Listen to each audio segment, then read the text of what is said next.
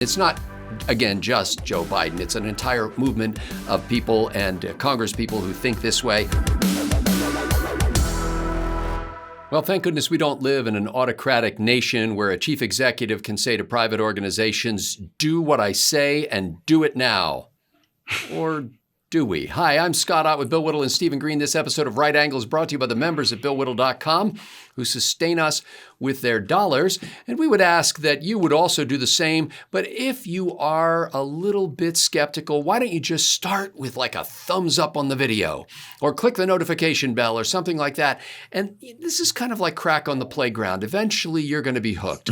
And we're grateful for that. Gentlemen, there was a little dust up between Amazon CEO Jeff Bezos and President Joseph Biden that got a lot of attention in the media. And I'm going to recount that briefly, but only as a jumping off point for a deeper discussion about what I think is fundamentally wrong with the approach, not just of the president, but of a lot of people in the way they look at our current situation with inflation. So here's the Biden tweet that went out on this past Saturday. My message to the companies running gas stations and setting prices at the pump is simple.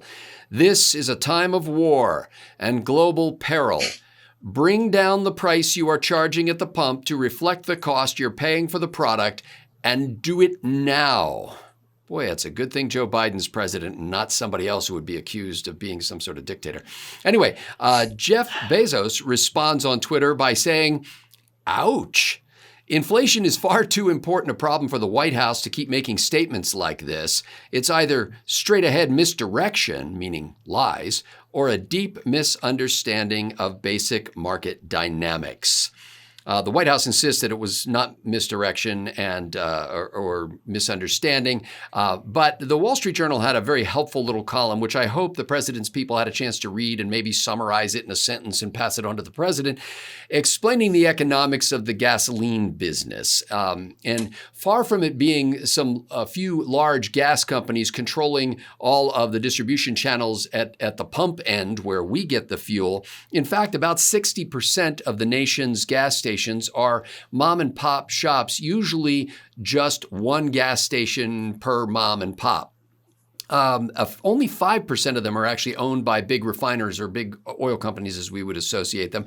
And the rest are kind of a mix, with the biggest other chunk probably being places like Walmart where they have gas pumps as well. The margins in the gasoline business are so thin these days because of cost of distribution, because of government taxes, because of the cost of of using credit cards to purchase gasoline, since almost nobody carries cash anymore, and the gas station has to cover the cost of the fee that the credit card company charges. The margins are so thin that we've lost something like 30% of the nation's gas stations. Ownership has either just stopped or been transferred to somebody else because of this, because it's so hard to make money in the gas business. The only ones who are really being effective doing it are those who can get people to stop for fuel, Stephen Green, and buy food, cigarettes, beer, lottery tickets. That's where the money is, similar to the fact that in the movie business, the money is in the concession stand, not in the showing of movies. Movies are just a way to get you to sit still and eat and drink. Stephen Green, I don't know if there's a way at this point in his career to convince the president otherwise, but do you think there's an effective way to communicate to the American public the fact that it's not big oil that's controlling the price at the pump? I think what was going on in the White House here, Joe Biden did not tweet anything. In fact, there was some discussion earlier this week, Monday and Tuesday of this week, over just who in the White House actually wrote that tweet. Was it the shadow president, Ron Klain? Was it some low-level intern, which I think is what they said at the Wall Street Journal when the Wall Street Journal was promoting their thing? So we don't actually know who sent out this tweet, but I will tell you what I think the thinking behind it was. It will play well to the base. And sure, and by the way, the Democratic base are economic illiterates. I can say this because if they were economically literate, they would not be Democrats. That's just perfect. That's a natural law. But they were thinking, yes, we're going to piss off all of these small business people who own these gas stations. But small business people vote Republican, so F them. That was the thinking at the White House. Play to the base. Who cares if you piss off small business owners? Not our constituency. Our constituency consists of dummies. But inflation, okay, there are two ways you can get over inflation, and it's usually a combination of the two. You either get your productivity up to match the increase of money, the increase of money supply being the root of inflation, or you suck the excess liquidity out of the economy. And you suck the excess liquidity out with higher interest rates and by the Fed selling its holdings instead of buying holdings, and you increase productivity by letting the economy grow. Well, the way you get oil prices down to match all of this money is to increase oil production. Increase oil production. The Middle East is tapped out. The president of France had to tell Joe Biden, listen, dummy, the Saudis tell me they're tapped out. So are the Qataris and everybody else. So stop going to them begging. They don't like you anyway because you were so mean to the Saudis during the election. So you can drill at home, or you can build pipelines to bring in more stuff from Canada. Biden doesn't want us drilling at home, and he's canceling pipelines from Canada. So if you want to blame anybody, it's not the mom and pop who are making a 2% margin selling you a little bit of gasoline and some beef jerky. It's Joe Biden, the guy in the White House who's crushing domestic energy production. Bill Whittle, there was a great deal of chatter this morning on CNN, the day we record this anyway, about a piece that was written by one of the CNN correspondents that some Democrats are openly complaining that the Biden White House seems rudderless and aimless and doesn't seem to be able to get a consistent message out. And it seems like even when they do get a message out, it comes under great criticism, even from people who aren't necessarily stalwart Republicans like Jeff Bezos. However, not everybody was critical of President Biden's tweet. And I want to read you this quote to say that there are, in fact, this would probably represent a large chunk of people who believe this way. Now, U.S. President finally realized that capitalism is all about exploitation. He didn't believe this before. And this is from what's described as a Chinese state media flack praising Mr. Biden's tweet. Now, the Wall Street Journal is skeptical and says, when they say maybe he didn't realize this before, the Wall Street Journal thinks he did realize, but nobody wanted to believe it. Bill, there is a sense in which Democrats want the president to do something rather than just stand there. And I get the feeling that the Biden White House thinks that doing something is slapping at people who are trying to make a living by selling other people things that they really need. Well, the essence of what Bezos tweeted back there is, are they stupid or are they evil? And the answer, of course, is yes. Steve got it exactly right. When you've got a political problem on your hands, you're a Democrat, and your fundamental political philosophy is not only at odds with reality, it is diametrically opposed to reality.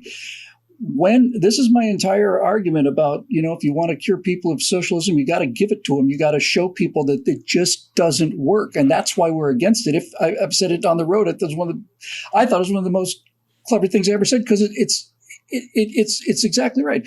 If healthcare were free, I'd be in favor of free healthcare. Who wouldn't be?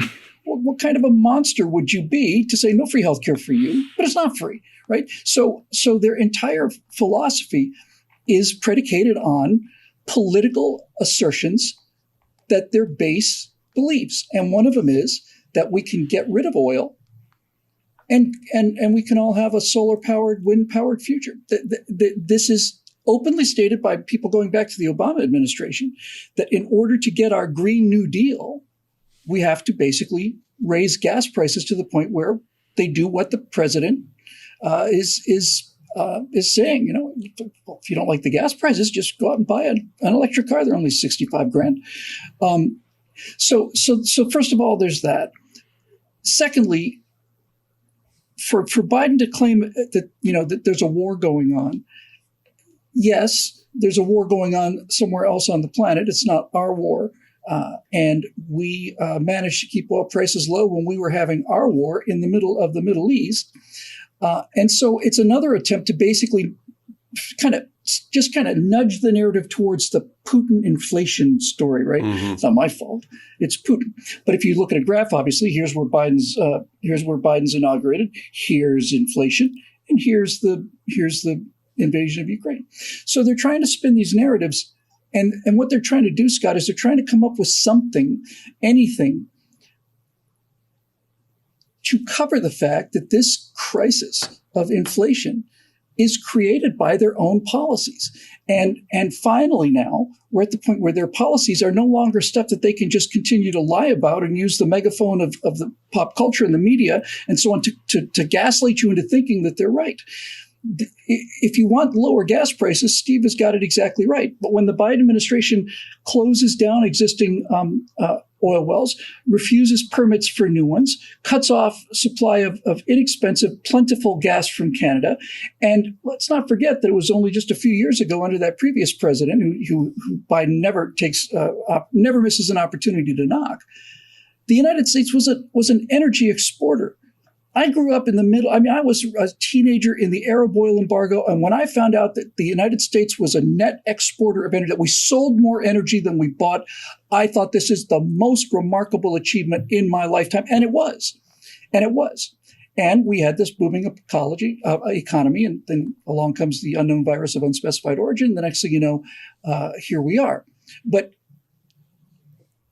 they're doing anything they can, Scott, to take away from the fact that it's their policies that are artificially raising the price of gas and oil. They know that big gas and big oil is their go-to boogeyman. Capitalism is just a frosting on the cake as far as that goes, exploiting people, But one thing I didn't know prior to our backstage show, which is available for members only, I did not realize that so many gas stations were essentially like a McDonald's franchise. You get to put the Shell sign up there, but Shell's not running that station. It's a guy. And so it is these mom and pop organizations that are getting walloped. And I'll just close with this. This idea that we're artificially inflating prices, the gas station owners, it's time to lower those prices. These people, as you said, and I'm sure you'll say in the close, are working on a very thin margin. So they have to charge what it costs them. Somebody's going to put a bunch of gasoline in their tanks, and they're going to hand them a bill for the gasoline. And then presumably this guy is going to sell that gasoline for a little bit more than he paid for it and stay in business for another week, right? But here's the point I'm trying to make. I'm not aware of any other business in the country that is so flagrantly in life and death competition out in public as gas stations. In other words, on any reasonable sized city, you'll have two stations on the same intersection. Sometimes you'll have three. $6.29 a gallon, $6.28 a gallon. Son of a bitch. All right, I'll go to $6.26 a gallon. This guy goes to $6.25. And they will go down to the point where if they go any lower, they will simply be out of business. So this idea that we're going to just crank it up to whatever, those idiots will buy anything. Joe Biden doesn't understand this because it doesn't suit him politically, number one. Number two, he's not smart enough to understand it. He never was. Number three, he has a difficult time understanding anything. But most importantly, Scott, he's never run a business, ever. He's never, ever, ever had to deal with the fact that I have to pay for things and then sell them and mark them up. He's been in the business of writing checks where money magically appears. It's not his money. He doesn't have to bring it in. He doesn't have to pay it back. We're surprised by this? I'm not surprised. Yeah. The first thing that struck me when I read this story was why President Biden would be upset about high gas prices in the first place. I mean, after all, what could be more effective at getting people off of so-called fossil fuels than letting the price escalate to the point where people were using less of it, where people were being much more careful about how they burn that? Because, of course, it's those fossil fuels that the president demands be sold at cheaper prices that are causing the terrible crisis that, we're all going to be flooded where we live because gasoline is so cheap. So you would think that he would want higher prices for gasoline. In fact, it would be more economical than a federal subsidy for other forms of so-called clean energy, none of which really exist. And so it seemed he's a man at war with himself. And it's not, again, just Joe Biden. It's an entire movement of people and Congress people who think this way. And bureaucrats. And then the other thing, one of the suggested remedies, and this may still come to pass, I'm not sure if it's already taken place, is they were talking about basically giving a federal gas tax holiday so that gasoline would be cheaper for people. So they wouldn't charge, I think it's around 18 to 20 cents a gallon right now that the federal government adds to the price of every gallon of gasoline in form of federal gas taxes. But what happens when the federal government gives you a federal gas tax holiday? Does the government say, okay, well, for the next 3 months, we just won't have that money, so there's some things we're just not going to do that cost money? No. In fact, they will not stop spending that money. They will keep spending. The way they'll spend it is they'll borrow it. The way they'll borrow it is they'll print it. When you print money, then you get inflation. And so it's just, again, either, as Bezos says, a fundamental misunderstanding of market dynamics, or just outright misdirection, meaning I know what the cause of this is, but I can't say that in public because then the actions that I should take would be obvious. So I'm going to misdirect people and say, look, it's big oil that's causing the problem. You know, big oil that owns 5% of the gas stations out there. The real money in gasoline is not the price at the pump. There was a local gas station here near us who advertised over the weekend that they were selling gas for, I forget the exact price, but let's say $2.63 a gallon. How can they do that? They can lose money on every gallon and hope to make it up when people come into the convenience store and buy other stuff, which people most certainly will. And so they can only do it for a weekend because in the long run, that's a terrible strategy. So we're just hoping that some of the president's people get a chance to watch this show, maybe make a phone call to somebody who actually, let's call a little mom and pop gas station and say, hey, can you tell us how you actually make money in this place? I mean, how are you doing so far? Why is it that 30% of your brothers and sisters who used to own gas stations no longer do? Why did they get out of that business? And maybe gain a fundamental understanding of how this system works. You can't get too frustrated with ignorance in the public sphere unless you're doing a good job of educating yourself and educating your children and not browbeating your neighbors who have the wrong political views on things, but just lending a little insight to things like that. I remember, and I'll finish with this, a number of years ago, I started an organization that bought an historic movie theater. And one of the things we were thinking about doing with the movie theater was showing first-run pictures from time to time, first-run movies, but mostly kind of classic movies on the big screen. And I talked to somebody who ran a movie theater, and he told me how the economic model works. And he said, basically, if the movie opens and closes in 2 weeks, you don't make anything. If the movie runs for 6 weeks, you may make a little money on the movie. So the only real way to make money on the movie is to sell popcorn and soda to the people who come in to watch the movie. And that's why it costs so much to get the popcorn, the candy, and the soda at the movie theater, because that's the actual profit center in the movie theater. If they just showed movies, they'd go out of business in a month. And the same thing with gas stations. If they just sold gasoline, a lot of those gas stations, you can see them across America if you travel. They're just these little awnings with pumps, and you'll see the price on the sign. You'll get excited because it'll say like $1.79 a gallon. And that's how long they've been out of business. For Bill Whittle and Stephen Green, I'm Scott Ott. Thanks to the members at BillWhittle.com for making Right Angle possible.